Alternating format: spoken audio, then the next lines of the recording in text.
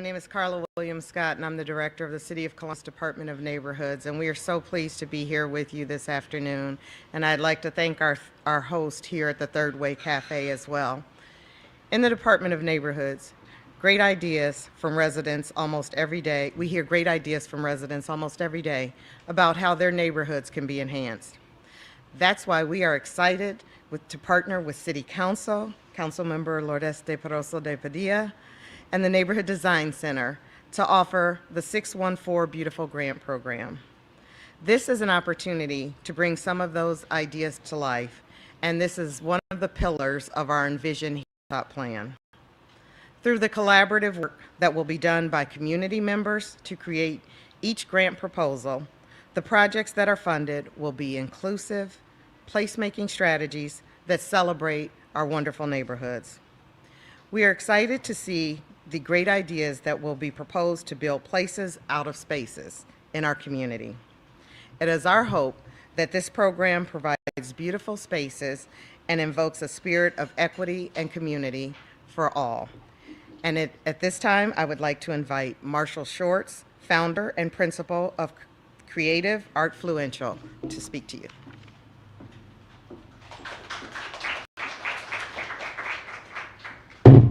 Right, thank you for having me.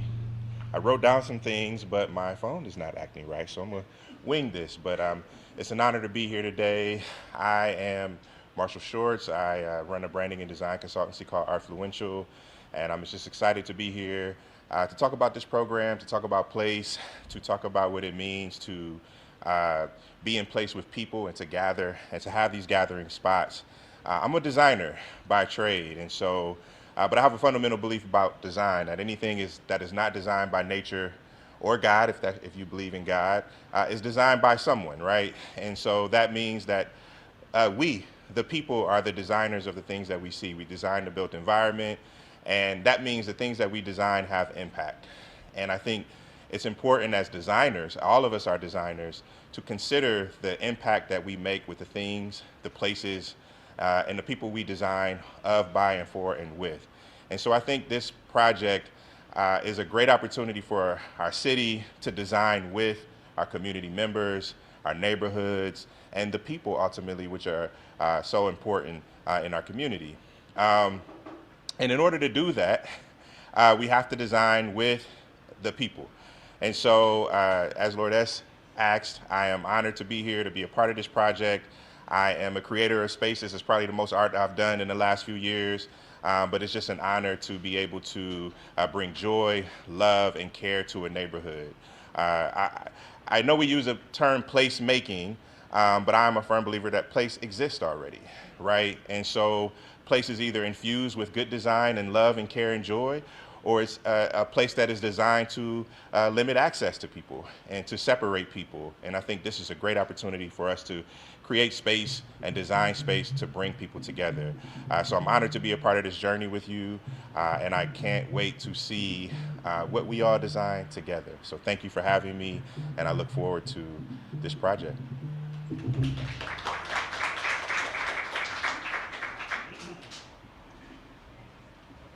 Hello, everybody. I'm Jim Sweeney. Thank you for having me to be part of this. I am a Franklinton resident, have been an activist in Franklinton for many years, ran the Community Development Corporation down there for 14 years, sat on the Area Commission in that same amount of time, have been on almost every board down there, currently sit on a few others. I want to tell you about my experience in Franklinton briefly. One of the things that, when I arrived down there in 2002, which times out with the flood wall basically being completed, when the world could look at Franklinton as a place to develop again. Develop what is the question? So, the question I went around asking people at that time was, what do we really need down here? What will be the most effective thing that we can address? And, we asked about affordable housing, we asked about safe housing, proper housing, we asked about crime and safety, we asked about a lot of things. And frankly, it was my impression, and I reported this back to my board, and they were not surprised to hear it, was none of those things were the real issue in the neighborhood. The real issue in the neighborhood was a lack of hope. There was a cynicism about being who they were, who we are in Franklinton at that time. There was a feeling that the neighborhood and the city and the world had forsaken that place and the people in it. And along our journey in Franklinton, we built a lot of affordable housing. We did a lot of things I think really well and good for the neighborhood. But we also reached out to art. We reached out to art as a way to begin changing the perception of the neighborhood for those from without that we wanted to help invest, but also more importantly for those from within, the people in the community. I think to build a neighborhood properly, and I'm referring to all our neighborhoods in the center city and all our neighborhoods in Columbus now. To build a neighborhood properly, that effort has to come from within. And in order to get people motivated to actually move on something, they have to believe that there's a possibility of success and feel like they're part of a bigger effort, that people will help them, will care about them, and the outcome will be something that will benefit them. But you start with like moving just beyond the complacency, inertia that sets in after decades and decades and decades of perceived abandonment. And so art is an excellent way to do that, even in small incremental ways. When you begin building a movement that begins changing people's perception of their place and changing other people's perception of that place also.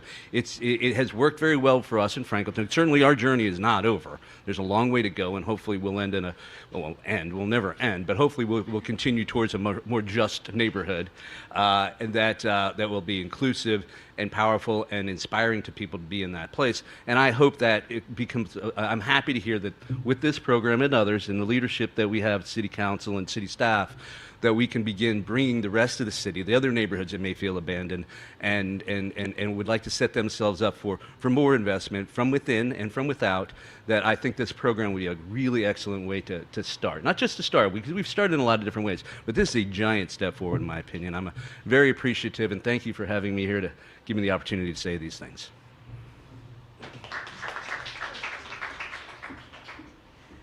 Good afternoon. I am your Councilmember Lourdes Barroso de Padilla, and I am so excited to be here. I want to echo the thanks for Third Way Cafe for hosting us this afternoon. I want to thank my partner, Director Carla Williams-Scott from the Department of Neighborhoods. Neighborhoods, we like to say it's the front door to Columbus, right? It's where the people live and where the people create and exist. And so I want to thank you for all the work that you do and being an incredible partner in this endeavor. Thank you, Marshall. Thank you, Jim, for these are folks who are really creating change in our community. And I thought it was important to have partners like them at the table and to be represented today.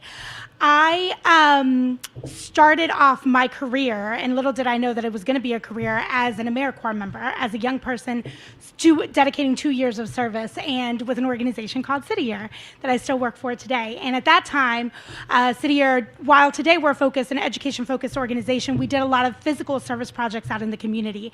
And so as a young person, I had the opportunity to build playgrounds, renovate low-income housing, build murals, community gardens and parks, and there was power in standing side by side with community residents, community stakeholders, and building something together. That we had the opportunity to envision a space that could be, and then to really come together and create that. And that's where I learned that service really is a common meeting ground for folks. And I knew that when I came into office, I wanted to create that experience, and I wanted to create equity in creating beautiful spaces in every corner, in every neighborhood of Columbus. That there is joy and there is pride in every street, in every area. It just looks different for different people. And that the residents should really have a say. People, creative folks, should have a say in how they create those beautiful spaces and places and gathering points and points of pride in their neighborhood. And so that's really at the heart what this initiative is about. It's 614 Beautiful is just that, creating beautiful spaces together in community, going through the process of advocating for your community, learning how to do that, and then having us be a partner in resourcing that and removing obstacles for community members to do that in their neighborhoods. And we could not do that alone. And so when I think about spaces like this, at the heart of the DNA of the City of Columbus is the Neighborhood Design Center. They are incredible partners, and their fingerprints are all over the city in ways that folks can't even imagine. And so they're the best partners to really come to this, to breathe life into this idea, along with the residents who will come to us and share their ideas for what these projects can look like. We're excited to announce it today. I'm even more excited at what the spring will look like and all the beautiful spaces that we will create together, and to continue this initiative to again put resources and creativity back into our neighborhoods. So with that, to tell you more about the fine points of 614 Beautiful and how it will work, I'm excited to introduce our partner from the Neighborhood Design Center, Lisa Snyder. Hello, everybody, and thank you so much, Councilmember, for those kind words. I'd also like to echo her sentiments and thank John and Tim Rush and Third Way Cafe for hosting us here today, and thank Director William Scott, Marshall Shorts, Jim Sweeney for speaking, and also thank the team behind us being able to be at this point today. So thank you, Dana, thank you, Nick, thank you, Naya, Stanley, and certainly my team at NDC as well for all of the work and efforts they've had to get us really to the point where we can kickstart this program. So Neighborhood Design Center is grateful to partner with City Council and Department of Neighborhoods on this initiative, and also fortunate to live and work in a community where there's so much creativity and passion for getting involved and creating spaces. So I think we can all also agree that we've probably felt a little bit disconnected over the last few years as we've raged through the pandemic. So it's wonderful to have a program that not only looks to reunify us, but to celebrate the rich culture and history and those communities that already exist, and just hopefully uplift and build those. So I'd like to say that programs like this are so important because they truly represent what Columbus is also about. We're a place of innovation, a place of collaboration, a place where anything is possible. And it also honors, I think, to echo sentiments that Marshall made earlier, it honors those who are important, right? The people, that's the heartbeat of our city. And this program gives an opportunity for people to create together, to dream, to build, and to connect. So I'm sure all of you want to know the nuts and bolts of what we're doing, and certainly would like to invite you all to take a look at the program website, 614beautiful.org, to learn, more about the nuts and bolts of everything. But just to give you kind of a high level, obviously this is a grant program up to $10,000 for community organizations, and I do mean community organizations. We want, teams, organizations to come together to truly build something. And the ideas, we want to leave it really vague and open. We want it to be, we don't want to cap that creativity that you have and that you will continue to commit. So, we've given some suggestions on the types of improvements, pocket parks, public art, streetscape improvements, but I really want to challenge everybody that you don't have to have a lot of money to produce bold ideas that bring people together. I also would like to take an opportunity to just let everyone know we will be having virtual info sessions that will also be recorded and made available on the website.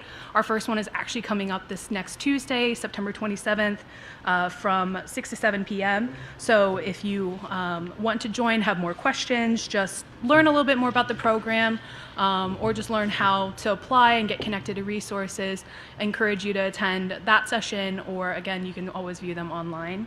And certainly if you have any questions, all the contact information is available on the website, so please do reach out to us. We're always happy to help and support you as you're getting to that November 4th deadline for submissions. So with that said, I want to thank everybody here that was able to join us today, whether live or in person, and I look forward to engaging with you and seeing what your visions for a more beautiful Columbus are. So thank you everyone, and have a wonderful day.